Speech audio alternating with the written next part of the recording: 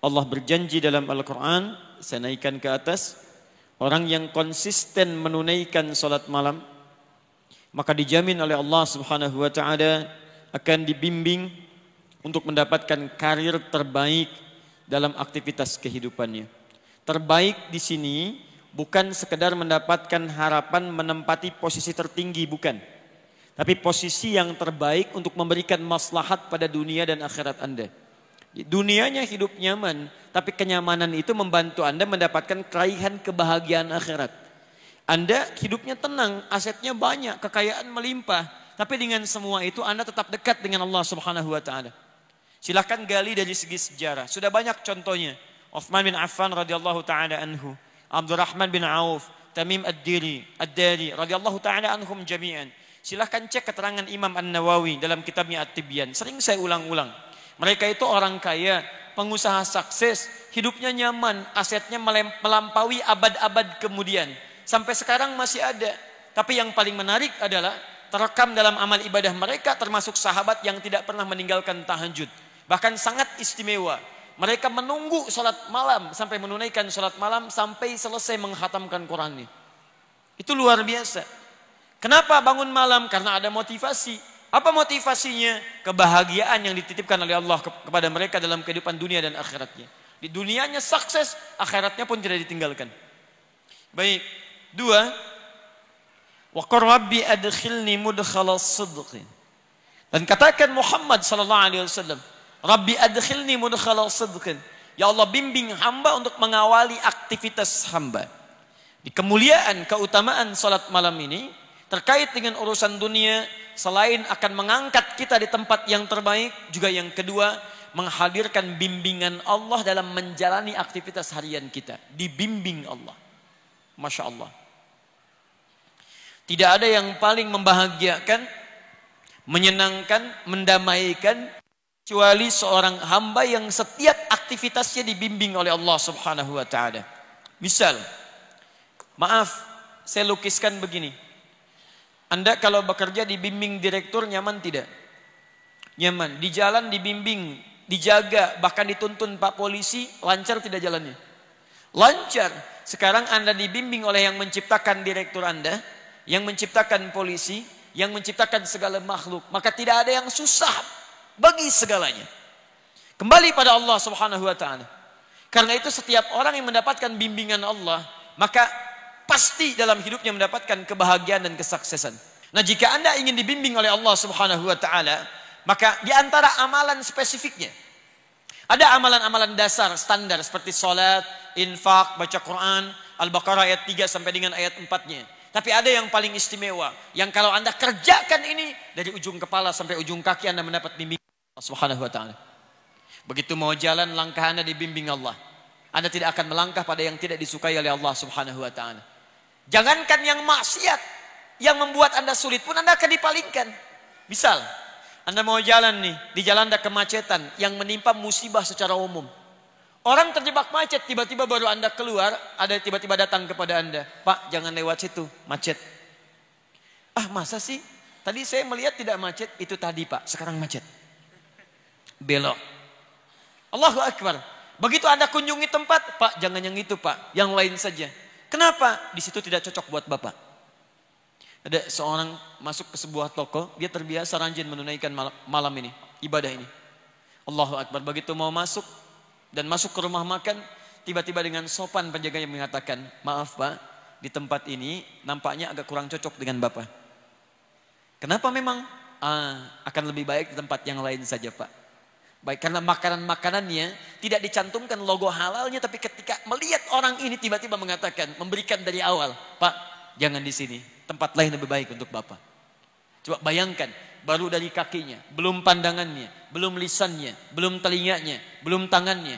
Awas, kalau Anda selama ini sholat malam belum mendapatkan yang ini, berarti ada yang salah dengan cara sholat malam Anda.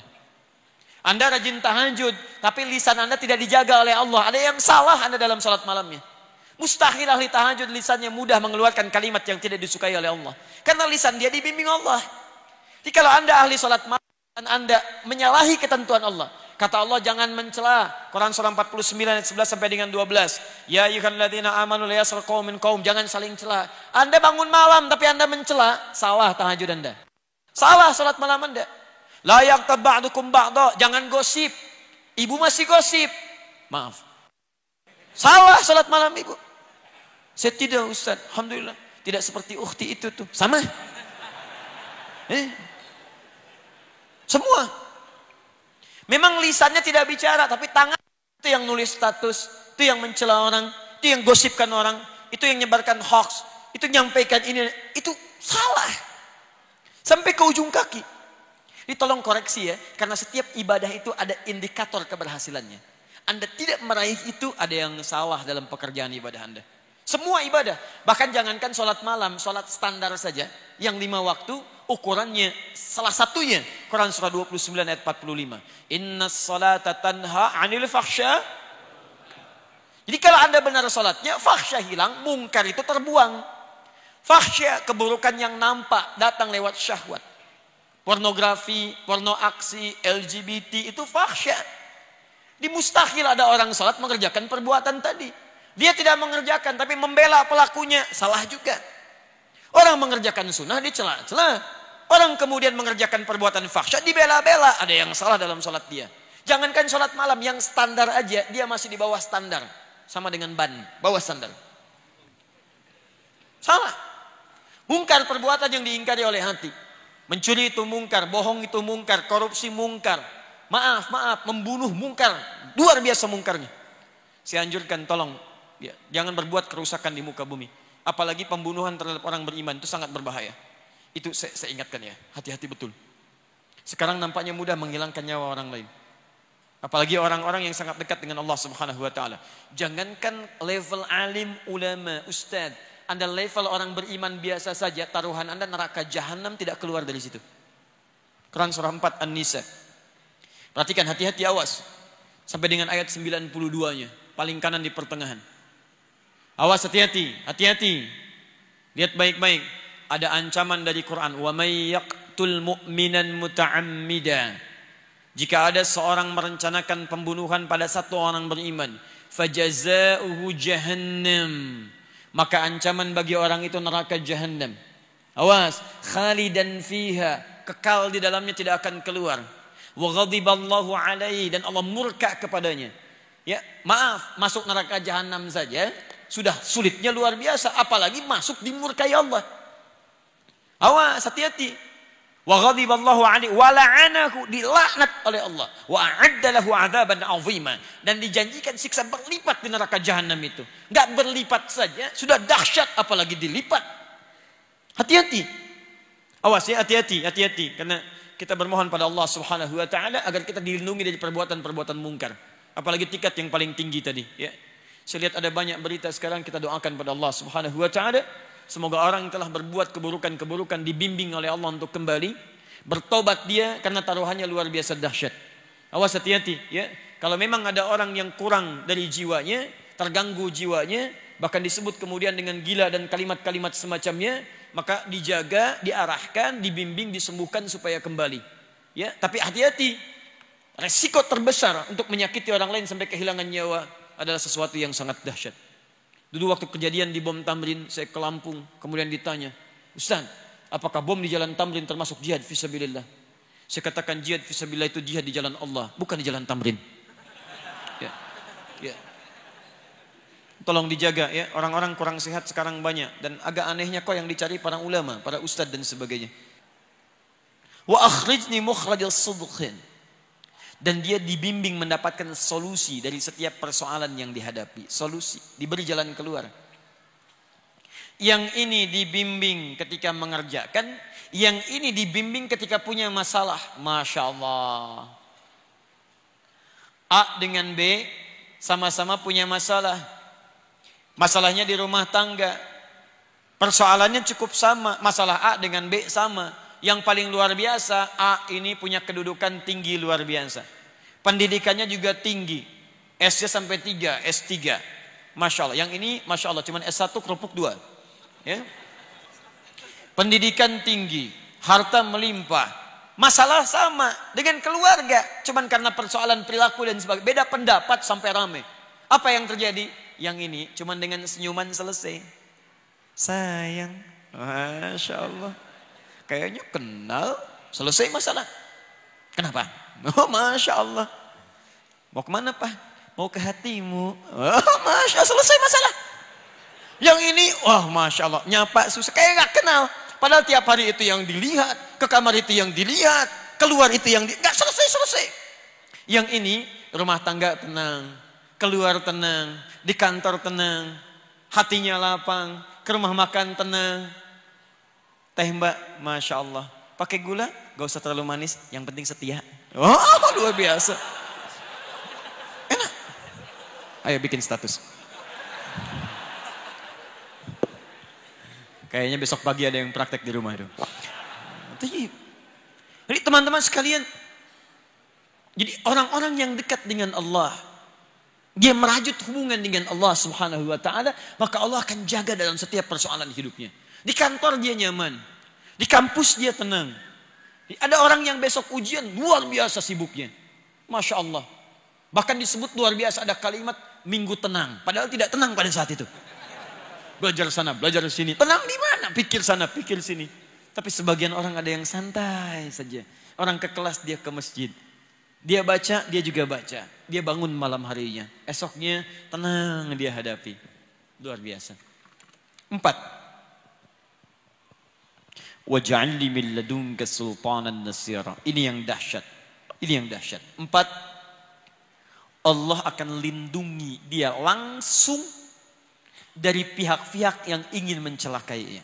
Dilindungi oleh Allah. Diberikan perlindungan.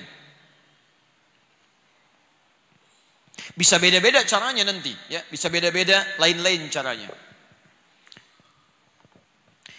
Teman-teman sekalian, saya berikan contoh yang paling dahsyat. Ayat ini diantaranya turun memberikan keterangan saat Nabi SAW dikepung oleh banyak pemuda. Ada yang menyebut 100 pemuda. Dengan kebiasaan yang khusus. Kalau kita pasukan khusus ya. Dengan pedang terhunus. Luar biasa. Dikepung satu rumah. Di dalamnya direncanakan 3 orang. 1. Nabi SAW. 2. Teman setia beliau. Seangkatan dengan beliau. Sedekat usia dengan beliau. Abu Bakar As-Siddiq. Sehidup dengan beliau. Semati di samping beliau kuburnya. Sesurga dengan beliau. Mertua beliau orang yang sangat mulia dan sangat disayangi oleh Nabi sallallahu alaihi wasallam. Dipilih oleh beliau untuk menemani hijrah, sehidup, sehijrah, sekubur bersamaan di sampingnya dan sesurga dengan beliau. Abu Bakar As-Siddiq. Sangat keterlaluan kalau ada orang-orang yang mencela Abu Bakar As-Siddiq. Ya, dia tidak hidup bersama Nabi, tidak menemani Nabi saat hijrah ke Madinah. Dikubur tidak di samping Nabi, surga belum jelas. Jangankan dengan Nabi, masuk surga aja belum tentu jelas. Berani mencela seseorang yang jadi mertua Nabi, kerabat Nabi, hidup bersama Nabi, hijrah dengan Nabi, wafat kuburnya di samping Nabi, dijamin surga lewat lisan Nabi. Anda siapa? Tayyib. Yang ketiga, seorang pemuda, brilian, jenius. Menantu Nabi, 1 mertua, 2 menantu. Menantu Nabi, di antara sekian pemuda, beliau yang dipilih untuk mencintai dan dinikahkan menjadi pasangan hidup, sehidup, sewafat sampai sesurga bersama putri terkasih Nabi Sayyidah Fatimah radhiyallahu taala anha. Dari jalur ini adalah keturunan zuriyah Nabi sampai dengan sekarang. Sayyidina Ali bin Abi Thalib radhiyallahu taala anhu. Pemuda yang jenius, luar biasa, bakatnya luar biasa dan nyalinya sungguh tangguh. Kata Nabi, "Ya Ali, saya dengan Abu Bakar akan hijrah. Kamu tunggu di sini, gantikan saya di tempat tidur saya." Tempat tidur itu yang diincar oleh para pemuda tadi untuk siap menghunuskan pedangnya. Hidup atau mati. Di pilihannya Ali sadar saat itu akan meninggal. Tapi tidak ada kalimat-kalimat bantahan. Siap ya Rasulullah. Bala. Gak pernah disebut dalam sejarah Ali mengelak. Jangan saya Nabi, Abu Bakar aja yang tuaan dikit. Bisa tidak ada. Biasa. 1 menemani Nabi, 1 tinggal di tempat itu. Tapi yang hebat, perhatikan kisahnya dimulai saat Nabi keluar. Dari mana pasukan khusus yang siap dengan pedang terhunus? Disebutkan kalau hewan pun lewat sudah diketahui, bahkan tercium baunya. Tiba-tiba seorang Nabi sallallahu alaihi wasallam ditemani sahabatnya radhiyallahu taala anhu jalan keluar santai saja. Santai lewat, dibikin ngantuk oleh Allah, tertutup. Tutup ditutup pandangannya, keluar, tenang. Para ulama turun ayat ini memberikan jaminan kepada Nabi. Perhatikan, siapa di antara manusia yang bangun malamnya melebihi Nabi SAW? Kakinya sampai bengkak-bengkak, bacaannya sampai begitu panjangnya, kekhusyuannya luar biasa. Maka Allah Subhanahu Wa Taala menurunkan langsung 4 kemuliaan ini kepada Nabi SAW. Silakan, maqam mahmuda angkat, aktivitas dibimbing, masalah diberikan solusi. Begitu ada yang ingin mencelakai Nabi SAW, Allah berikan perlindungan terbaik. Maka teman-teman sekalian, 4 ini bila terkumpul kemudian dalam kehidupan kita, ingin Anda raih, salah satunya dawamkan amalan pada malam hari ini.